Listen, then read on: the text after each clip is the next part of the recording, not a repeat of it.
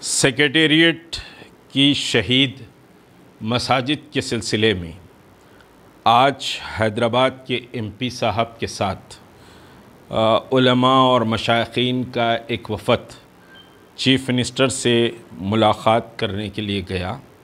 یہ پہلے سے طے شدہ ملاقات تھی یقینی طور پر، لیکن جوائنٹ ایکشن کمیٹی اور تحریک مسلم شبان کا یہ احساس ہے کہ یہ وفد مکمل طور پر ناکام رہا ہے۔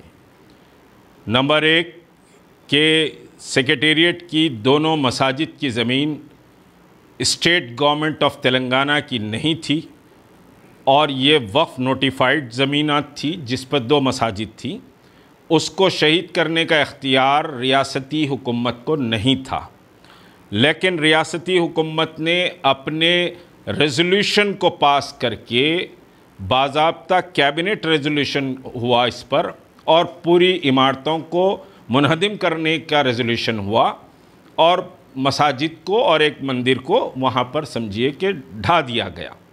اس پر کوئی سوال نہیں کیا گیا چیف منسٹر سے کہ آپ کو کون سا اختیار تھا کہ مسلمانوں کی مساجد کو شہید کریں۔ نمبر ایک، اگر ریاست کے چیف منسٹر سیکولر ہیں، مسلمانوں کے بڑے ہمدرد ہیں، تو پھر ریاست کے چیف منسٹر کو تلنگانہ کے مسلمانوں سے معذرت خواہی کرنی چاہیے تھی۔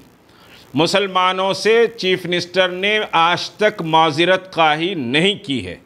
نمبر دو، اس وفد میں موجود، مجھے بڑا دکھ اور افسوس کے ساتھ میں یہ کہہ رہا ہوں کہ موجود علماء اکرام، مشائخین اعظام نے اس سلسلے میں کوئی بات نہیں کی کہ آپ نے قرآن مجید اور مساجد میں موجود پارے اور جانماز اور مساجد کے دیگر متبرکات کو بھی نکالنے کی کوئی ہدایت نہیں دی، اور وہی رکھ کر اس کو سمجھیے کہ منہدم کر دیا گیا اور ڈبریز کو اٹھا کر پھینک دیا گیا۔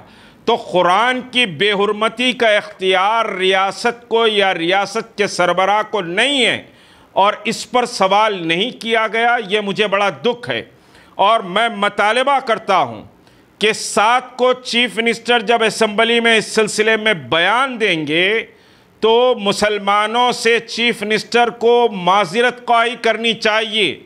قرآن کی بے حرمتی پر اور مساجد کو گرانے پر معذرت خواہی کرنی چاہیے۔ یہ مسئلہ کوئی بھیڑ آ کر نہیں گرائی، یہ زمین کوئی نزاعی زمین نہیں تھی، کوئی ڈسپیوٹڈ لینڈ نہیں تھی، یہ اسٹیٹ کا ایکٹ تھا۔ یہ اسٹیٹ ایکٹ بہت ڈینجر ہے، اس کے نتائج پورے ملک میں پڑ سکتے ہیں۔ اس وجہ سے ہم اس تعلق سے بہت کین ہیں، اور ہم سطحی سیاسی لفاظی اور سیاسی فائدوں اور سیاسی مکر و فریب یا منافقت کی بات ہم نہیں کرنا چاہتے۔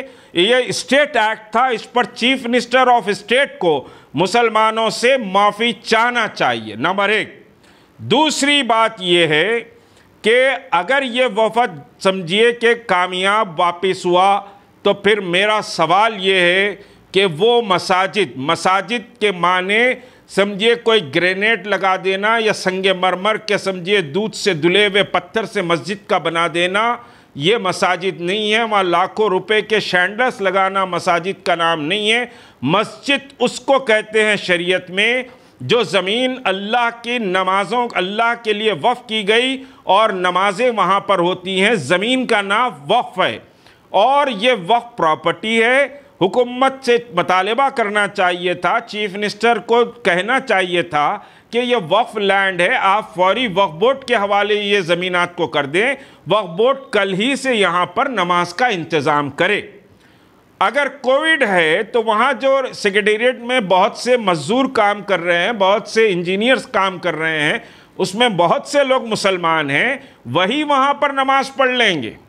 باہر سے کوئی جا کر نماز پڑھنے کی ضرورت نہیں ہے، لیکن کل ہی سے وہاں نماز اگر شروع نہیں ہو رہی ہے تو یہ وفد مکمل ناکام ہے، سیاسی شعبدے بازی ہے، اور یہ منسپل الیکشن کی شعبدے بازی ہے، بہار الیکشن کی شعبدے بازی ہے۔ اور پھر یہ وفد سمجھیے جو گیا، ابھی ہمارے ایم پی صاحب کی لڑکی کی شادی ہے، چیف منسٹر کو رخصت دینا بھی مقصد و مطلوب تھا۔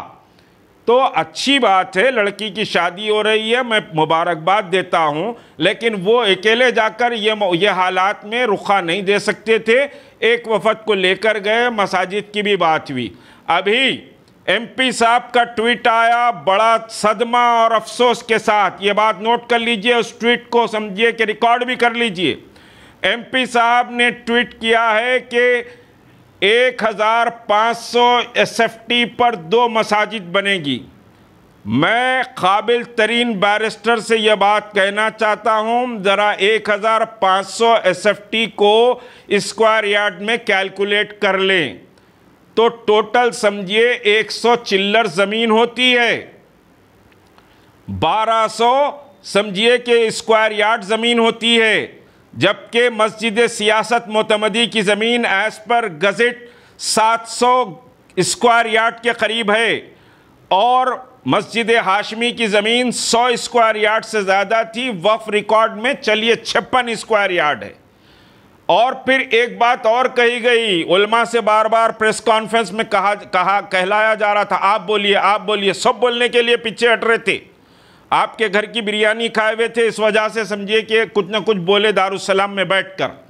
تو یہ ہے کہ 1500 ایس ایف ٹی نہیں، سی ایم نے جو کہا، جو مجھے اطلاع ملی، آپ بڑھ کے زمین لے لیجئے، بلکہ وہ مسجد سے یہ مسجد تک، مسجد معتمدی سے مسجد ہاشمی تک جتنا ایریا ہے اتنا آپ کو میں دینے تیار ہوں۔ تو کتنی زمین ہوتی ہے چیف منسٹر کو بھی نہیں معلوم، قریب سمجھیے کہ 2-3 ہزار اسکوائر یارڈ ہوتی ہے مسجد معتمدی سے مسجد ہاشمی تک۔ مشتاق ملک بیوقوف نہیں بنے گا، دوسرے بن جائیں گے۔ ہم بہت کھری بات کرتے ہیں اور قولوا قولا سدیدا کی بات کرتے ہیں۔ تو یہ ہے کہ بہرحال ایک مذاق ہوا ہے، مسجدیں تو بنانا ہی تھا، مسجدیں 1 ملین دستخط کے بعد چیف منسٹر نہیں بنایا تو ٹانگ پکڑ کے اقتدار سے نیچے کھینچ دیتے تھے۔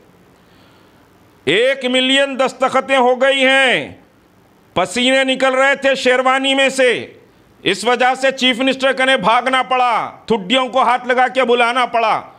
تو مسجدیں تو بنتی تھی، سوال یہ ہے کہ تم نے توڑا کیسے، تم نے قرآن کی بے حرمتی کیسے کی، یہ سوال ہے۔ یہ سوالات کھڑے ہوئے ہیں اور ان سوالات پر ہم لڑائی لڑتے رہیں گے۔